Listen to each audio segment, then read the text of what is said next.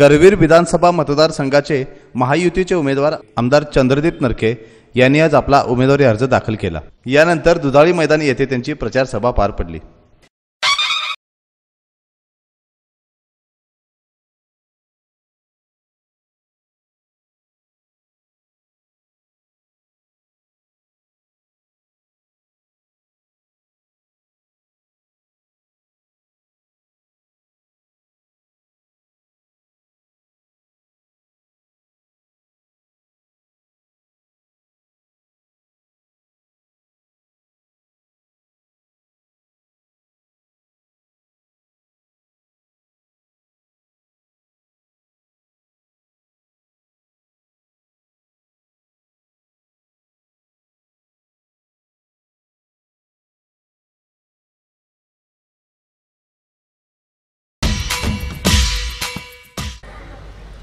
करवीर मतदारसंघात कुटुंब समजून तुमच्यासाठी मला सातत्याने सेवा करण्यासाठी तुमच्यासाठी मला घरातून तुमच्या सर्वांना सोडलेला आहे। त्यांनी मला सांगितलंय वेळ काळ बघायचे नाही। या मतदारसंघामध्ये 2 वेळा मला निवडून दिलं। मी तमाम जनतेला अभिवादन करतो। या मतदारसंघामध्ये 734 कोटीचा विकास निधी या ठिकाणी आणला।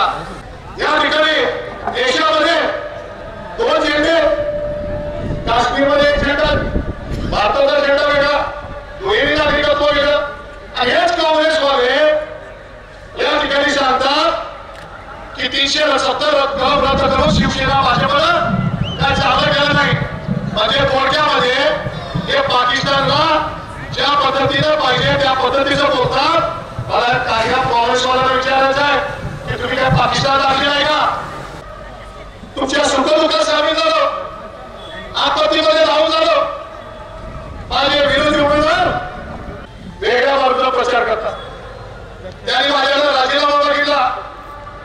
पुण्यामध्ये काय काम केलं म्हणून मुख्यमंत्र्यांना फोन केल्यानंतर 35 मोठी आल्या आणि 5-5.5 हजार माणसं सुदैवानं जीवितहानी न होता आम्ही बाहेर काढली।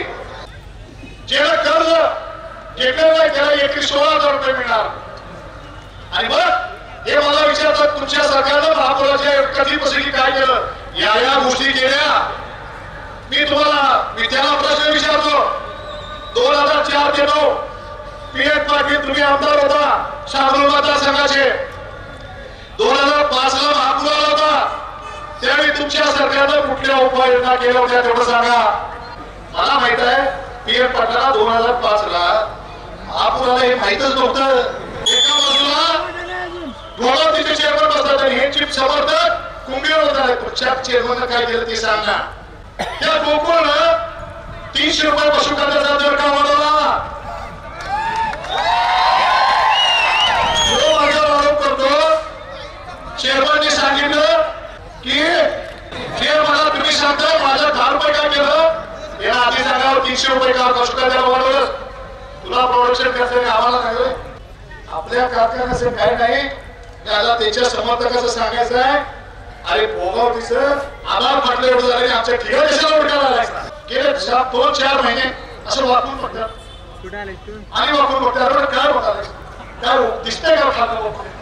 अरे म्हणलं तू उडायचे बाकी म्हणलं कशाला माझं अरुण नरके साहेब हा गोकुळ या ठिकाणी निवडणूक आल्या, शेतकरी यायचं, सुपरवायझर यायचं, गोकुळ समोर पहिला मेळावा म्हणून सांगायचं आणि काँग्रेस पक्षाचा इतिहास सांगायचा आणि मग गोकुळ महिलांसाठी काय करते ते सांगायचं आणि शेवटी सांगायचं हे सगळं आदरणीय नेतृत्व ते साहेबांनी हा गोकुळ मोठा केला।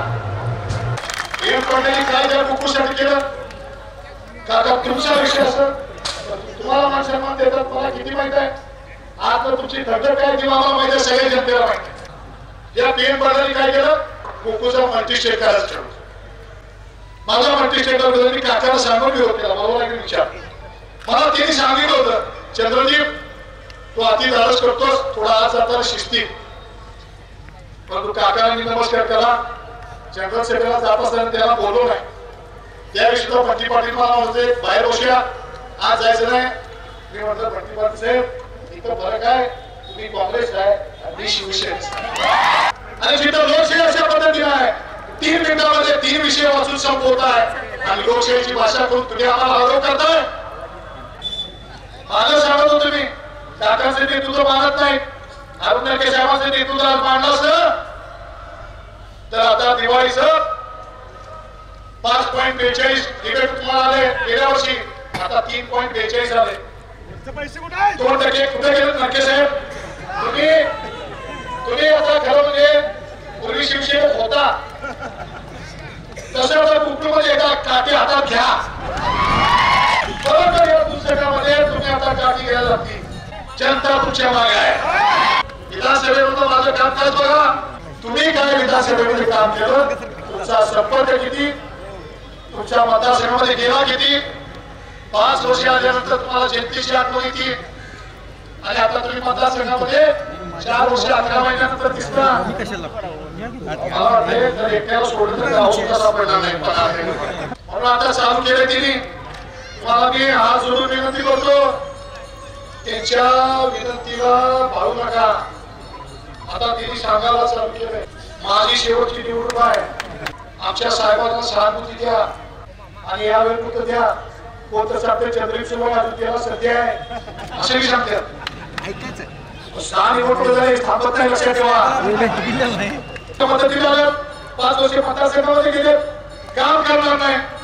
आता पैसे वाटत्या, दोन्ही वाटत्या, शिकत वाटत्या, काही सांगायचं सहानुभूती आणि काय म्हणायचं, लाभार बोलायचं, फसवायचं, दररोज एक आरोप करायचे आणि मग आता इतिहास साखर झाले.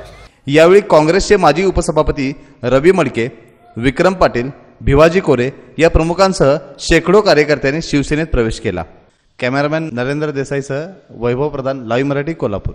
आजच आमचे लाईव्ह मराठीचे YouTube चॅनेल सबस्क्राईब करा आणि नोटिफिकेशनसाठी बेल आयकॉनवर क्लिक करा.